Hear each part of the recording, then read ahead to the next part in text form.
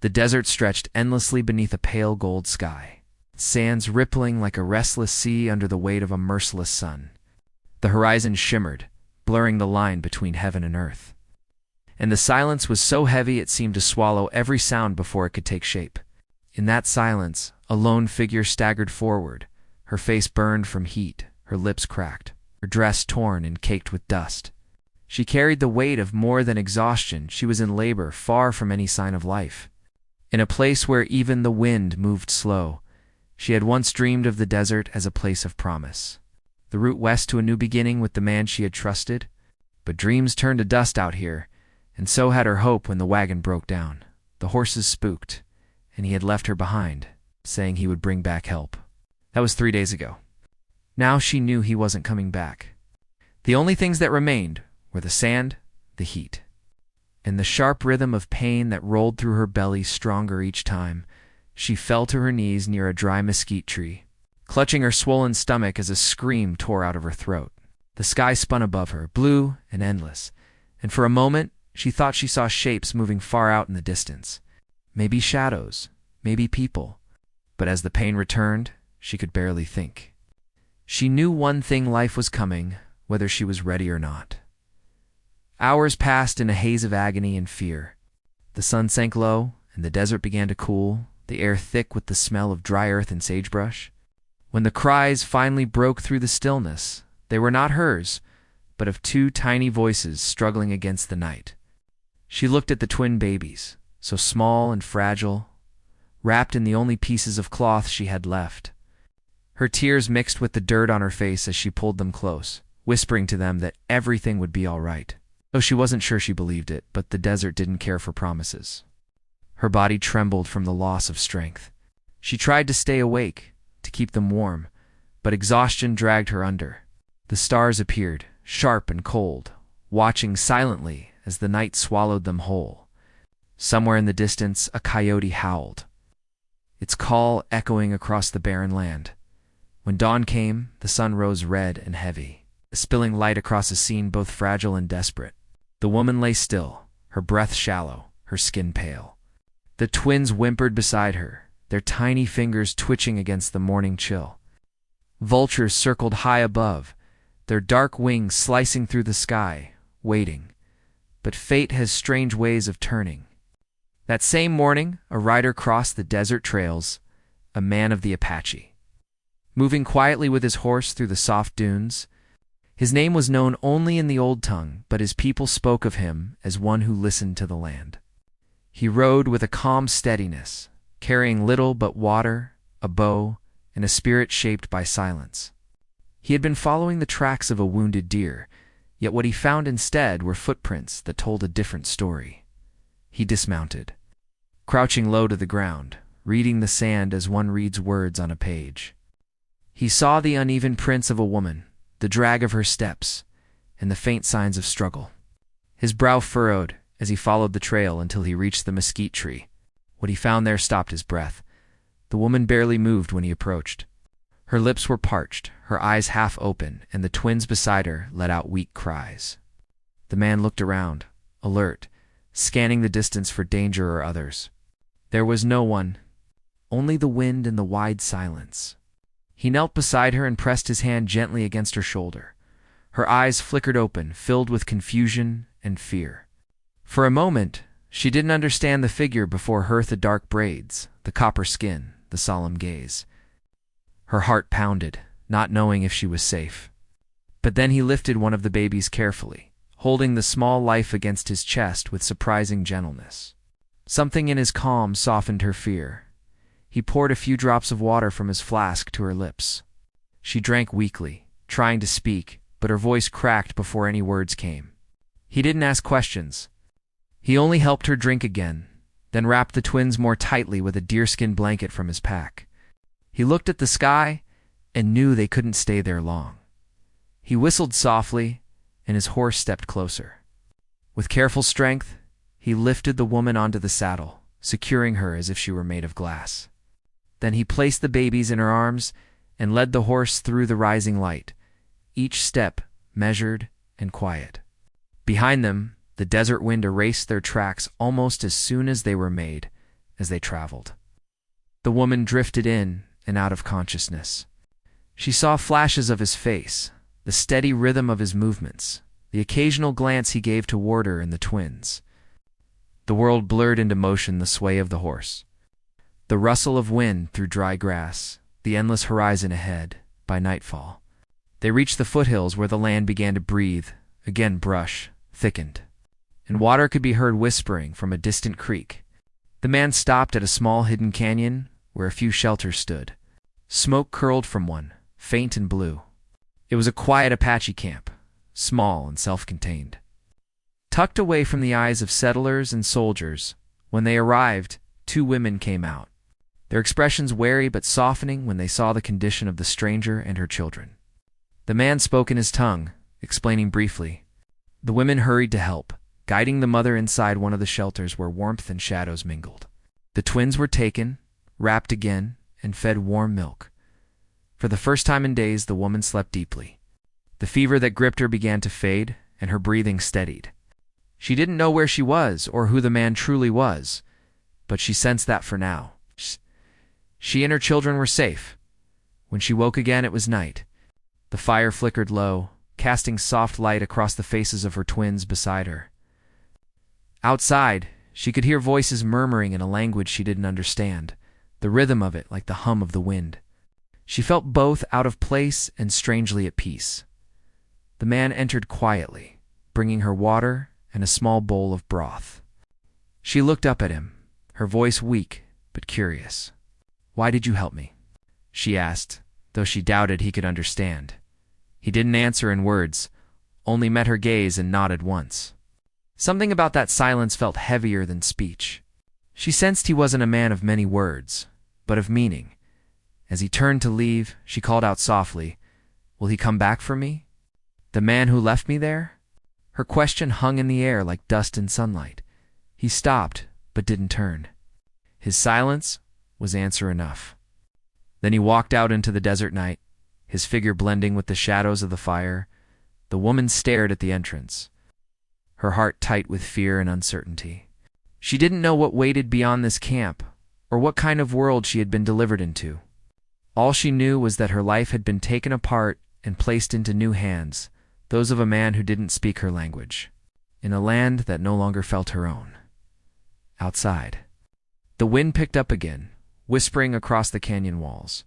Somewhere far away, coyotes called to one another under the silver moon, and as she lay back down beside her sleeping children, she couldn't shake the feeling that her life's story had only just begun. Written now in the dust and silence of the desert, she didn't yet know what fate waited for her among the Apache, or what paths would open from the rescue that night. But as the firelight faded, one thing became certain: the desert had taken everything from her, only to give her something she never expected. Morning came with a soft light spilling across the canyon walls, painting the sand in shades of gold and rose.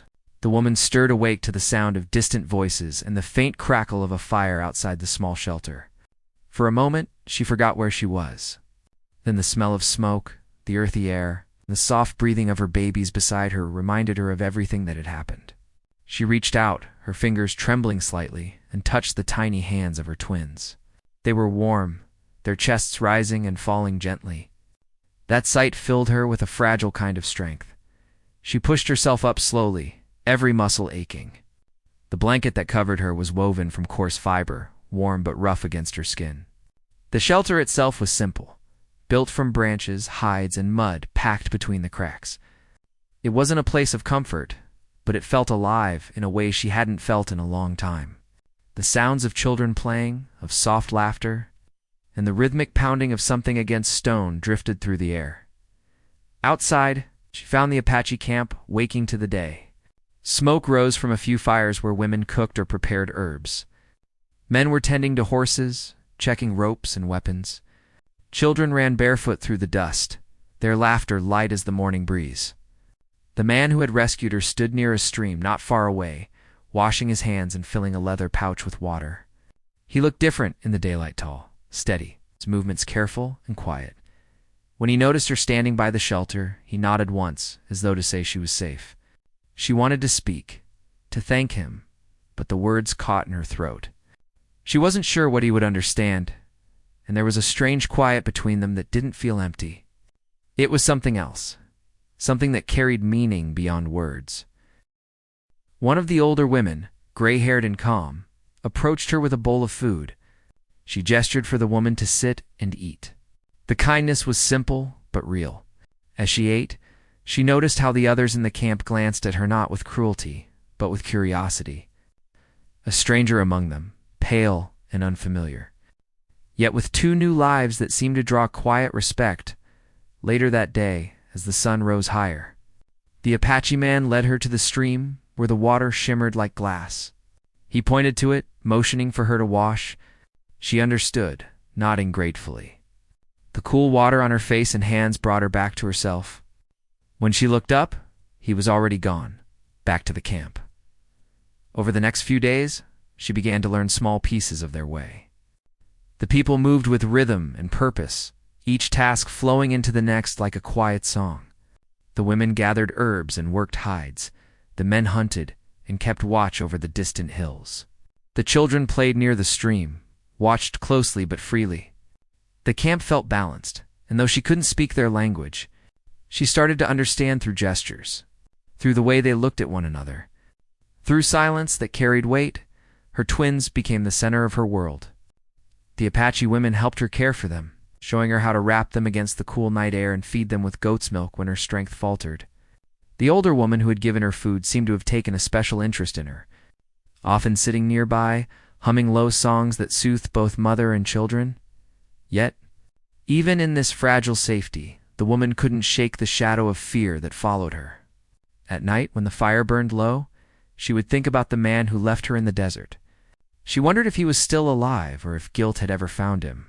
She also wondered if others would come searching for her, if the settlers nearby might stumble upon the camp. She knew enough of the world to understand that people didn't look kindly on those who mixed lives between worlds. One evening, she saw the Apache man sitting near the edge of the canyon, sharpening a knife under the dying sun. The blade caught the light in flashes of silver. Gathering her courage, she walked toward him, her heart thudding as she approached. She sat down a few steps away, unsure how to begin. She pointed to herself, then to him. "You saved me," she said softly. He glanced at her, then nodded once, his expression unreadable. She hesitated, then pointed to the desert beyond the canyon. "I was left there," her voice wavered. "He said he'd come back." The Apache man looked at her for a long moment. His gaze was calm but steady, the kind that made her feel seen. He spoke a few quiet words she didn't understand, then turned his eyes to the horizon. She followed his gaze and saw the sun sinking into a band of orange and red. She didn't need translation to understand what he meant. The past was gone, swallowed by the land. What remained was this life still breathing beside the fire in the following days. The woman began helping where she could. She gathered wood, fetched water, and tended to her twins. The people began to accept her presence little by little, though she still caught the occasional whisper when she passed. Some of the older men looked uneasy with her being there. She couldn't blame them. To them, she was an outsider from a world that had brought only trouble. Still, the man who had rescued her continued to watch over her quietly. When the wind turned cold, he brought an extra hide for her shelter. When the twins cried in the night, he brought more wood for the fire. He never asked for thanks, never said much at all. Yet she began to sense that his silence was not distance, it was respect. One afternoon, while she was by the stream washing clothes, she saw movement on the ridge above the camp. Her breath caught. The glint of metal a rifle flashed briefly before vanishing behind the rocks. Her heart raced as she gathered her things, hurrying back to camp. She found the Apache man near the corral and pointed toward the ridge, her voice shaking. "Someone's there," she said, motioning with her hand. He followed her direction immediately, his face tightening. Without a word, he whistled to two other men. They took up boughs and disappeared into the brush. The rest of the camp grew tense. Children ushered toward the shelters, fires dimmed. The quiet that followed was heavy and waiting. When the men returned near dusk, their faces were grim. The leader spoke in low tones, his eyes on the woman as he reported what they had seen. She couldn't understand the words, but she felt the weight of them. The Apache man looked at her, his jaw tight. For the first time, there was something sharper in his eyes. Not anger, but caution. That night, sleep wouldn't come. She lay awake listening to the faint cries of her babies and the low murmur of voices outside. The memory of that glinting rifle haunted her mind. Were those settlers? Was it the man who abandoned her? Or someone else entirely? She didn't know, but deep down, she sensed that danger wasn't far. The next morning, the Apache man brought her food and gestured toward the hills. His expression was serious. She knew he was telling her to stay close, not to wander. The camp seemed quieter than before. Men came and went more often, watching the ridge, scanning the horizon. The peace she had begun to feel was cracking under the weight of something unseen. Days passed under this tension. Then one afternoon, a small dust cloud appeared far off in the distance, the sign of riders. The camp stirred. The Apache gathered quickly, weapons in hand, moving like shadows to the higher ground. The woman clutched her twins close, her heart pounding so hard she could feel it in her throat. The Apache man came to her shelter and crouched beside her. He spoke low, his tone firm but gentle, and she understood without needing the words. "Stay hidden. Don't make a sound." She nodded, tears stinging her eyes. Outside, the sound of hooves echoed faintly, the ground trembling beneath them. The riders were close now. The air grew thick, heavy with dust and waiting. She pressed her babies to her chest and prayed silently that whatever came next would pass without harm. The Apache man stood tall at the edge of the canyon, the wind tugging at his braids. His hand rested on the handle of his knife as the riders approached, their figures coming into view through the haze. The woman peered from the shadow of her shelter, her heart frozen when she recognized one of the riders. It was the same man who had left her to die in the desert. Her breath caught. The past she thought she had escaped had found her again, riding hard through the dust and sunlight. The Apache man turned slightly, as if sensing her fear, his eyes narrowing toward the horizon. The world seemed to hold still in that moment. The air suspended between peace and violence, rescue and ruin. And as the riders slowed to a halt at the edge of the canyon, the woman realized that everything was about to change once more. The riders drew closer, their horses kicking up long trails of dust that glowed red in the lowering sun. The woman held her breath, clutching her twins tight, her body pressed against the earthen wall of the shelter. Her heart raced so loudly she feared the sound might give her away. The Apache man stood motionless on the ridge, his figure a dark outline against the fading light. He didn't move, but his stillness held a warning like the calm before a storm. There were 4 riders. The one in front was the man she once trusted, the one who had left her in the desert. His hat shadowed his eyes, but she could still recognize the lines of his face, the careless tilt of his shoulders. He spoke to the others, his voice sharp, carrying across the canyon. She couldn't make out all his words, but she caught enough to understand. He was looking for her. The Apache man did not respond right away. He watched the riders, his hand resting lightly on the bow slung across his back. Around the camp, the other Apache men had taken up quiet positions among the rocks and brush, hidden but ready. The women and children stayed silent, air thick with waiting. The man on horseback called again, this time louder, demanding to speak. The Apache leader, a broad-shouldered man with streaks of gray in his hair, stepped forward. He said a few words in English, rough but clear, asking what they wanted. "We're looking for a woman," the rider said. "She's white, about 20, brown hair. She was lost near here some days back. She belongs with us." The words made her blood run cold. Belongs. She felt her stomach twist at the sound. The Apache leader glanced toward the man who had rescued her, a silent question passing between them. Then he turned back to the riders and replied, his voice calm but firm. "No woman here. Only our people." The rider shifted in his saddle, not convinced. "You'd better not be lying," he warned. "We saw signs. A wagon broke down out west, and she was missing. You got no right keeping her if she's here." The Apache man's eyes flicked toward the shelter for the briefest moment before returning to the riders. His jaw tightened.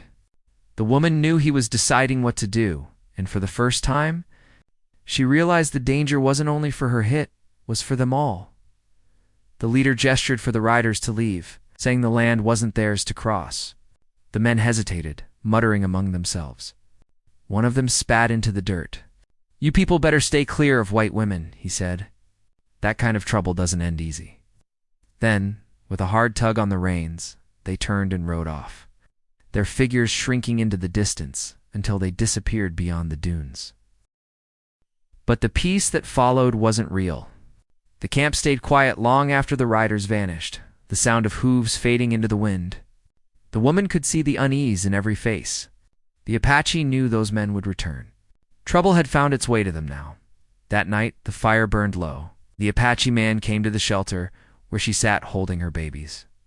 He crouched beside her, his face lit by the flickering glow.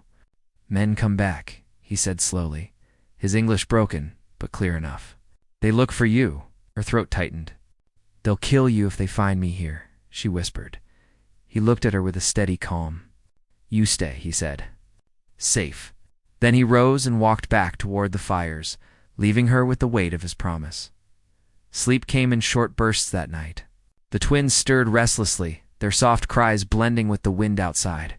When dawn broke, the camp was already stirring. Men prepared for a journey, packing food and weapons. The older women whispered to each other, their faces lined with worry.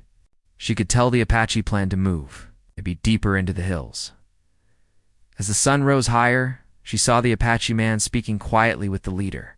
His hands moved in sharp gestures, and though she didn't understand their words, she felt that they were arguing. The leader's voice rose, firm and unyielding. The younger man's tone was controlled, but fierce. Then, after a long silence, the leader gave a short nod, as if agreeing to something he didn't like. Later, the woman learned from the older woman who helped her that the man who saved her had chosen to stay behind with a few others to guard the trail while the rest moved the camp. The words sent a chill through her. She didn't want him to face danger because of her. Yet there was no way to change what had already begun. By midday, the camp began to break apart. Fires were smothered, shelters dismantled, and supplies packed onto horses. The woman helped as best she could, though she was still weak. The older woman kept close to her side, watching over the twins. Before they left, the Apache man came to her again. "You go," he said softly, touching his chest, then pointing toward the hills. "I stay, you not come back." Her eyes filled with tears. She shook her head, trying to speak, but no words came. He met her gaze, his expression quiet but firm. Then, without another word, he turned and walked toward the canyon edge, where a few warriors waited in the shadows. The journey through the hills was long and tense. Every sound made her jump a crack of a branch, the echo of wind through stone. She kept glancing behind, half expecting to see riders coming after them. The older woman reassured her with calm looks. The fear never left. When night came, they stopped near a small stream hidden by willows. The group built no fires that night. The woman sat near the water, rocking her twins as the moon climbed higher. She thought about the man still out there, watching the trails. She wondered if he would survive if the riders returned. And beneath her fear, something deeper stirred, a strange connection she couldn't name, born out of shared silence and unspoken trust. Back at the canyon, the Apache man and two others kept watch from the rocks. The night air was cold and sharp, carrying the distant scent of horses. They could see faint lights far off in the desert. The riders had returned, camping not far from the old trail. He sat motionless, his bow resting across his knees, eyes fixed on the horizon. He knew these men wouldn't give up easily. To them, the desert was a place to conquer, and the woman was property, something to reclaim. But to him, she had become something else, a life he had saved, a life he couldn't turn away from. As dawn broke, the riders moved again, following the faint traces left in the sand. The Apache man signaled to his companions, their movements blending with the stone and scrub. They followed the riders from a distance, keeping to the shadows. When the rider stopped near the dry mesquite tree, the same place where he had found her, he felt something twist inside him. The ground there still bore the faint marks of her struggle. The leader of the riders dismounted, scanning the land. "She was here," he said. Not far. Somebody took her. Probably those savages. The Apache man's hand tightened on his bowstring, but he didn't move. He knew patience was their only weapon now. In the hills, the woman could sense the same storm rising, even though she couldn't see it. The group had stopped moving, waiting for word from the scouts. Every moment stretched long and thin. She sat near her twins, listening to the quiet breath of the land. The older woman placed a hand on her shoulder, speaking softly in words she couldn't understand, but somehow felt. It was comfort. It was courage by the second night. The sound of distant gunfire cracked through the stillness. Just one shot, then silence. The entire camp froze. The woman's heart leapt to her throat. She turned toward the hills, staring into the darkness as though she could see across the miles.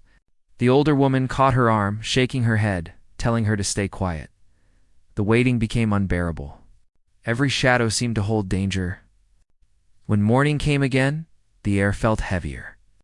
The scouts who had gone out at dawn returned by midday, their faces grim. They spoke quickly, and the older woman listened, her brow furrowed. Then she turned to the mother and placed a hand on her arm, her voice low and careful. The Apache man was alive, but one of his companions had fallen. The riders were still close, searching, circling like vultures that refused to leave. The woman's knees went weak at the news. She wanted to go to him, to warn him, but she knew she couldn't. If she did, she would bring more danger to them all. That night, she couldn't sleep. She watched her twins lying beside her, their tiny faces calm in the dim light. She thought of everything that had brought her here at the betrayal. The desert, the rescue on, wondered if the land itself was testing her, shaping her into something new. Outside, the wind moved through the trees with a low whisper, carrying the scent of dust and sage. Somewhere far away, a single coyote called. She listened, her heart aching with fear and something else she didn't understand in the distance. The Apache man waited in silence, his eyes on the horizon, knowing the riders would return again soon. Both he and the woman could feel that their fates were now bound by a fragile thread stretched across the endless desert. And before long, it would be tested. The air grew heavier with every passing hour. Clouds gathered low over the desert hills, dark and swollen with the promise of rain. Yet the wind that swept through the canyons felt dry as bone. The Apache camp had moved deeper into the hills, hiding among the thick mesquite and rock, but no one truly rested. Every sound made hearts tighten: the rustle of leaves, the echo of a distant horse, the crack of stone underfoot. It was as if the land itself was holding its breath, waiting for what was coming. The woman stayed near the fireless shelter, rocking her twins against her chest. The older woman sat nearby, grinding herbs, her calmness the only steady thing in a world that felt ready to break apart. But the younger mother could feel the weight of something approaching, something neither she nor the Apache could escape. Every thought returned to the man who had rescued her. She hadn't seen him in days, and each sunrise without word from him made her chest ache more deeply, far from the camp. The Apache man moved silently across the ridge, watching the horizon. He and two others had been shadowing the riders for 3 days. The men below had set up camp by the dry creek bed, not far from the spot where he had first found her. He could hear their laughter rising with the smoke of their fire, careless and loud. They believed the desert belonged to them, and that belief made them dangerous. He crouched low, his eyes sharp as he studied their movements. One of the riders, the same man who had abandoned her, sat apart from the rest, his shoulders hunched, staring into the fire. He seemed restless, his hand twitching toward the rifle beside him every few moments. The Apache man could see the tension in him, the kind that came not from guilt, but from pride wounded by failure. That kind of man didn't stop until he got back what he thought was his. When night fell, the desert grew cold, and the riders' campfire flickered weakly against the wind. The Apache waited in the darkness, patient as the stones. He knew the settlers would start moving again by dawn, and when they did, the trail would lead them closer to the hills, closer to the woman. Back at the hidden camp, the woman sat awake under the stars. The twins slept beside her, wrapped tightly in soft hides. She could not sleep, her mind circling endlessly between fear and memory. The man who had left her to die was out there, and the thought of him finding this place made her blood run cold. Yet part of her still struggled to understand why. Why had he done it? What had she ever done but trust him? She remembered the moment he left the sun already burning, her body weak from thirst. His face had been blank, neither cruel nor kind, just empty. He had said he'd bring help, and she had believed him. But when the first night came and went, she had understood. He hadn't gone for help. He had gone to save himself. The soft crack of a twig behind her pulled her back to the present. She turned quickly, clutching the babies closer. It was the older woman, carrying a small bundle. She sat down and opened it to reveal dried roots and a strip of cloth soaked in something fragrant. She gestured toward the twins, then toward the woman's arm, explaining in broken words that it would keep them strong. The mother nodded gratefully, her throat too tight for speech. The older woman studied her for a moment, then pointed toward the east, where the first light of dawn was beginning to break. "Man," she said softly, in a thick accent, "he comes soon." Her tone was not fearful, but certain. The younger woman felt her heart skip. At the same moment, miles away, the Apache man saw movement among the riders. They were packing, mounting their horses, following the faint trail toward the hills. The sun rose slow and red behind them, painting their shadows long across the desert floor. The Apache signaled to his companions, and they began to move, keeping low, their steps silent as smoke. The riders rode hard, the sound of hooves pounding the dry earth like thunder. The man in front, the one who had left her, seemed driven by something dark. His jaw was clenched, his eyes narrow under his hat brim. He didn't speak much, only muttered to himself now and then, his words lost to the wind. The others followed, though their glances showed doubt. They had all heard stories of Apache territory, and none of them wanted to test it. As the day grew hotter, they came upon tracks of small footprints in the dust, a faint trail of hooves and signs of a camp once made and quickly left. The man grinned bitterly. "She's close," he said. "I told you she'd be alive." By late afternoon, storm clouds gathered over the canyon. The Apache man watched from the rocks as the riders slowed near the ravine. Lightning flickered across the distant sky. He turned to his companions and spoke softly, signaling them to split up. The plan was simple: to draw the riders away from the hidden camp, make them believe the woman was farther north. But simple plans rarely stayed that way in the desert. The wind picked up, carrying sand through the air like smoke. Visibility shrank to yards.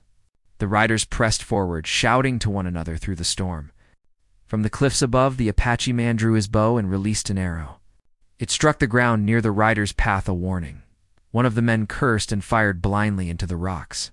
The gunshot cracked through the air like thunder, echoing off the canyon walls. The horses reared, panicked by the sound and the storm. The Apache moved swiftly through the rocks, silent and unseen, his arrows landing close enough to keep the riders confused but not dead. His goal was not to kill, not yet. But the man who had abandoned her was not so easily shaken. He turned his rifle upward, scanning the ridges. "Come out," he shouted. "You can't hide her forever." His voice was hoarse, full of hate and fear tangled together. The Apache man stayed still, hidden among the shadows. He knew this man's kind, driven by power and pride, the kind that destroyed everything it touched. He could see in his eyes the same hunger that had burned through the land since the settlers first came west. Then, through the rain, a shot rang out again, closer this time. One of the Apache companions fell, clutching his side. The man below reloaded quickly, shouting to the others, "We've got them. Keep firing." The desert erupted in sound. Thunder rolled overhead, mingling with gunfire and the cries of men and horses. The Apache returned fire with bows and the sharp echo of flint rifles. Sand and rain whipped through the air, blinding everyone in chaos. The Apache man moved from cover to cover, loosing arrows with steady precision. Each shot was measured, aimed not at vengeance, but at survival. By the time the storm began to ease, the riders had scattered. 2 of their horses were gone, and 1 man lay still in the dirt. The leader was bleeding from a cut along his arm, but still standing, his eyes wild. He looked toward the canyon ahead, the direction of the hidden camp, and spurred his horse forward. Ignoring the others' calls to stop, The Apache man saw him break away and followed, his feet moving fast over the slick rocks. The chase led them through the narrow canyon, where the walls closed in and the ground turned to mud. Lightning flashed again, lighting both their faces for a heartbeat, the hunter and the hunted, each driven by something neither could fully name. At the camp, the woman heard the gunfire in the distance and froze. The older woman looked toward the sound, then back at her face pale but steady. She spoke quickly to the others, and the camp began to move again, women gathering the children, men readying weapons. The younger woman held her twins tighter, her heart racing. Then she saw him. The rider came over the ridge, his horse lathered with sweat, his clothes soaked from the storm. His face twisted in disbelief when he saw her standing there. "You're alive," he said, voice raw.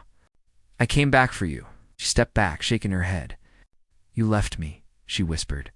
"You left me to die." He dismounted slowly, holding out a hand as if to calm her. "You don't understand. I had no choice. They were coming for us. I had to save myself. But I came back, didn't I? You and the babies, we can leave this place." Before she could answer, a movement caught her eye. From the shadows behind the rocks, the Apache man appeared, bow drawn, rain dripping from his hair. His expression was unreadable, but his eyes burned with warning. The rider turned sharply, his hand going to his rifle. "You again," he spat.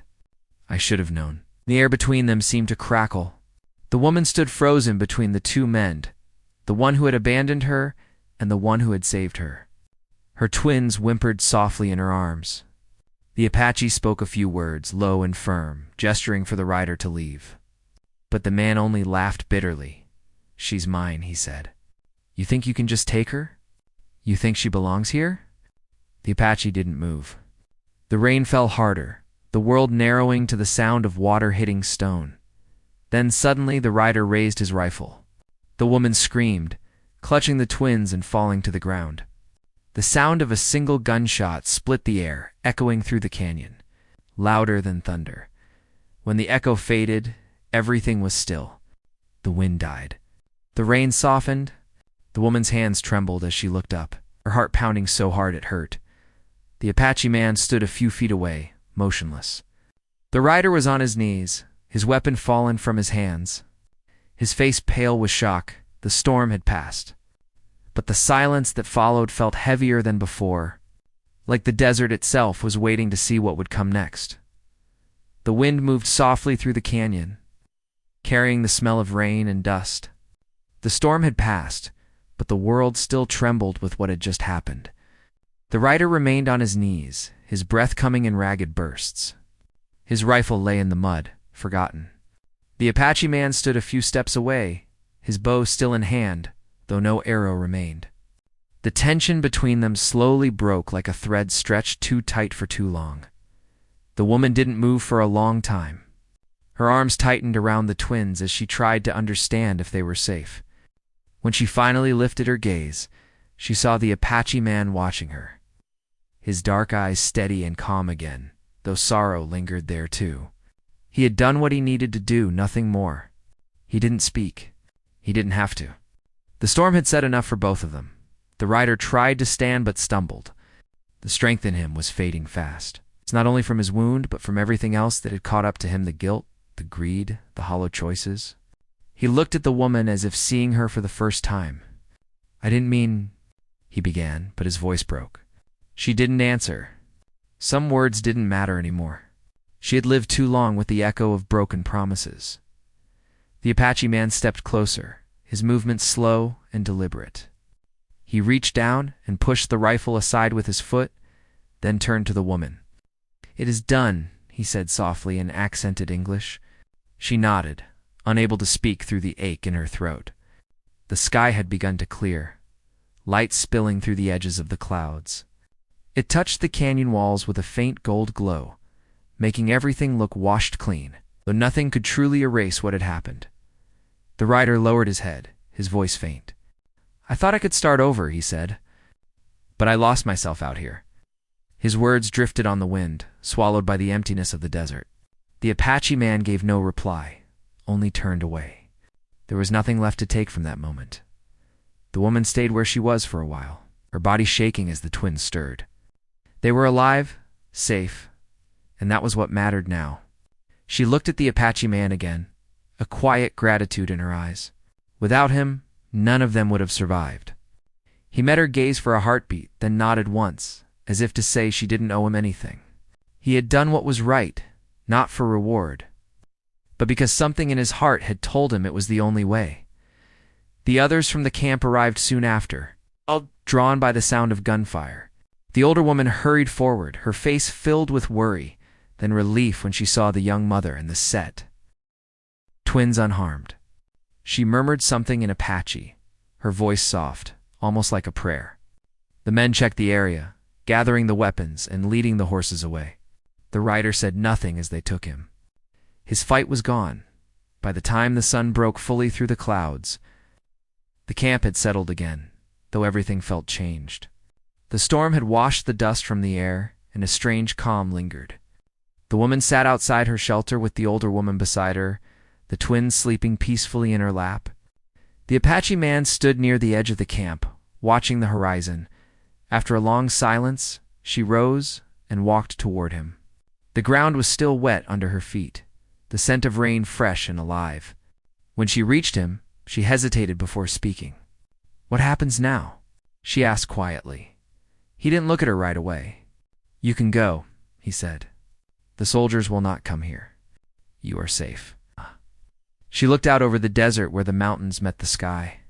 "And if I leave?" she asked. "Where would I go? Everything out there is gone for me." He turned to face her then. "Then stay," he said simply. "You are welcome here." The words were plain, but they held weight. She felt tears rise in her eyes, not from sadness, but from something like peace. For the first time in a long while, she wasn't running. She looked down at the twins, their faces soft in sleep, and knew that this land, the harsh, beautiful, endless desert, might finally be their home. Days passed, and the rhythm of the camp returned. The rider, weakened by his wound, was treated by the elders. He recovered enough to walk again, but never spoke much. One morning, before the sun rose, he was gone. No one followed him. The desert would decide his fate. For the woman, life began to take a quiet shape. She learned the Apache ways, how to grind the herbs, how to read the sky for weather, how to listen to the silence and hear what it said. The older woman became her teacher, her comfort, the one who understood that healing was not just about the body but also the spirit. The Apache man came and went often, leading hunts or scouting the ridges. He never spoke of that day in the canyon again, and neither did she. Some memories were too heavy to name, but their silence carried understanding. In time, children began to crawl, their laughter breaking the stillness of the desert. The sound brought smiles to the faces of even the most stoic warriors. Life had returned to a place that once held only loss, and though the world beyond the hills continued to change, this small camp seemed untouched by it. Sometimes at dusk, she would walk to the edge of the ridge where she could see the horizon stretch forever. The sun would sink low, turning the sand to fire and gold. The Apache man would often stand nearby, silent as always, his presence steady and sure. They rarely spoke, but they didn't need to. The quiet between them held more truth than words could express. One evening, as the light faded, she said softly, "When you found me, I didn't think I would ever live again." He looked at her, his face calm. "You found yourself," he said. "The desert does that. It takes everything away until only truth is left." She smiled faintly. Then maybe the truth was worth finding. He nodded once, eyes still on the horizon. Maybe it was. The wind rose again, warm and gentle, carrying the scent of the sagebrush and the sound of the children's laughter from the camp. For a moment, she closed her eyes and let the air fill her lungs, the peace of it soaking deep into her heart. The pain of the past would never vanish completely, but it no longer ruled her. It had become part of her story, something that had shaped her but did not define her. Seasons changed. The twins grew strong and fearless like the people who had taken them in. The woman learned to ride, to track, and to survive in the land that had once nearly taken her life. She became known among the camp not as the lost one but as the one who endured. her kindness, her courage, her willingness to help others made her part of the tribe in a way no ceremony could. The Apache man continued to protect the camp, though sometimes he disappeared for days into the mountains. When he returned, he would bring stories of distant travelers or small victories against the encroaching world that threatened their lands. Each time he returned, he would look for her first, not to speak, but to know she was still there, still safe. Years later, when the first settlers began to push deeper into the territory, many tribes scattered. But their camp remained hidden, protected by the cliffs and the wisdom of those who knew the land. By then, the twins were old enough to remember nothing of the place where they were born except the stories their mother told them of a journey through the desert, of a storm that nearly ended everything, and of the man who had saved them. Sometimes she would sit by the fire and tell them, "There are people who walk away when life grows hard, but there are others who stay, who face the storm, and still keep their hearts open." Oh. The children would listen, wide-eyed, and ask who those people were. She would smile softly, look toward the fire, and say, "They're the ones who teach us what it means to be truly alive." The years would move on, and the desert would remain the same endless stretch of earth and sky, the same place of silence and truth. But somewhere within its vastness, under the same sun and stars, lived a woman who had once been lost, and a man who had once been a stranger. Their paths had crossed in the most unlikely place, and in that meeting, both had found something neither had known they were searching for. Peace, the wind, carried the last traces of the day across the canyon, soft and steady. Life continued in its quiet rhythm, and though no one could ever change what had come before, the future now belonged to hope. The desert, which had once been a place of ending, had become a place of beginning.